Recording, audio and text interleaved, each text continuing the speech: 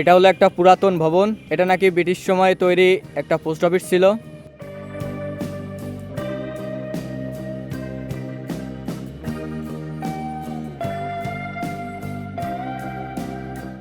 আমরা এখন এর ভিতরে যাব দেখতে, সাথেই থাকো। আমরা এখন এর ভিতরে একটু ঢুকবো, কিন্তু এখানে এটা তো মনে হচ্ছে তালা বন্ধ আছে।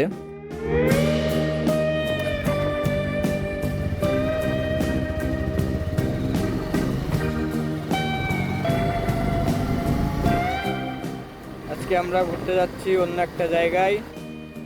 আমরা এখন আছি গোপালপুর পাইকপাড়ার ভিতর।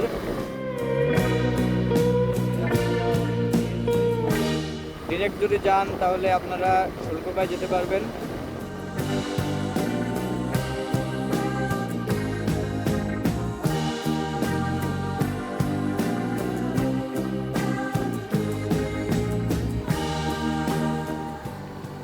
খুব সুন্দর একটা জায়গা।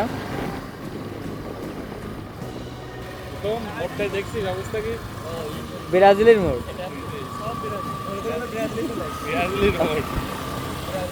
এই যে আমাদের সাথে আছে আরো তিনজন।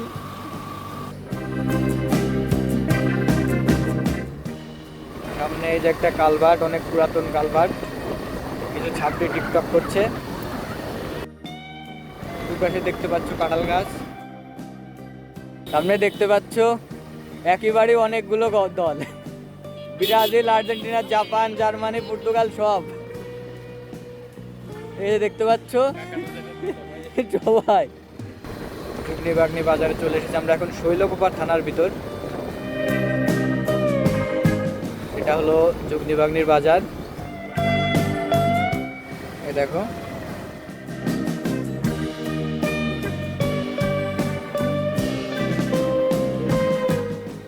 একদল যুবক ফুটবল প্রেমী, সারি সারি তাল গাছ।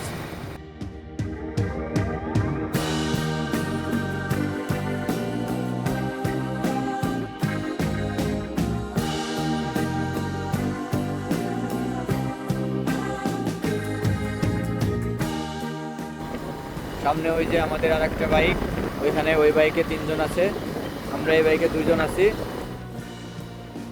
খুব সুন্দর একটা মাঠ, বিশাল বড় মাঠ দেখতে পাচ্ছ। ক্যামেরায় বোঝা যাচ্ছে কিনা জানি না, তবে দেখো দুই পাশে মাঠ।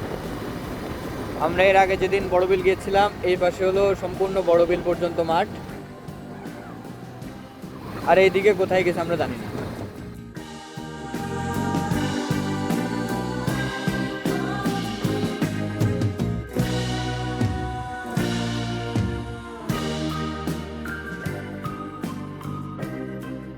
দেখতে পাচ্ছ এটা হলো নতুন মন্দির।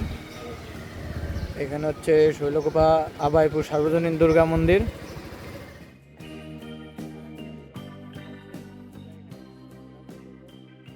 দেখতে পাচ্ছ এই যে মন্দির না, এটা মনে হয় কারোর বাড়ি।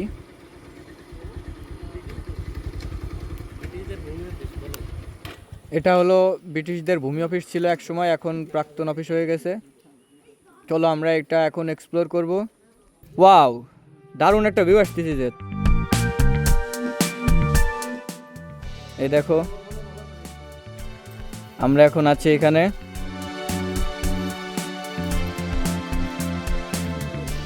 দেখতে পাচ্ছ খুবই সুন্দর একটা জায়গা।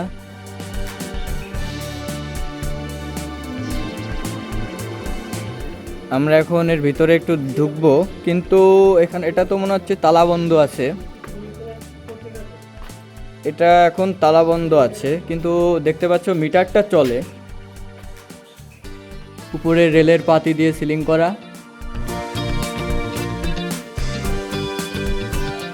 এই দেখো কত সুন্দর কারুকাজ করা ছিল এক সময়, খুবই সুন্দর। এই দেখো আমরা এখান দিয়ে এখন দেখার চেষ্টা করব কিছু আছে নাকি, কিন্তু ভিতরে কিছুই নাই। এই যে সবগুলো তালা বন্ধ, কিছুই নেই। স্যার এখানে এসে এটা সম্পর্কে কিছু বলো। এটা ব্রিটিশ আমলে নির্মিত, যেহেতু এটা বাংলাদেশের ইতিহাসের একটা অংশ। আগেকার যে স্থাপত্য শৈলী তার একটা চিত্র এখানে তাকালেই বোঝা যায়। এখনকার আমলে এই ধরনের স্থাপত্য শৈলীর নিদর্শন পাওয়া খুবই দুষ্কর। এটার সংরক্ষণ জরুরি। আস্তে আস্তে ধ্বংসের দ্বার প্রান্তে আছে, এটার সংরক্ষণ প্রয়োজন। বাংলাদেশের একটা প্রত্নতাত্ত্বিক নিদর্শন বলা চলে। প্রত্নতত্ত্ব বিভাগের দৃষ্টি আকর্ষণ করছে।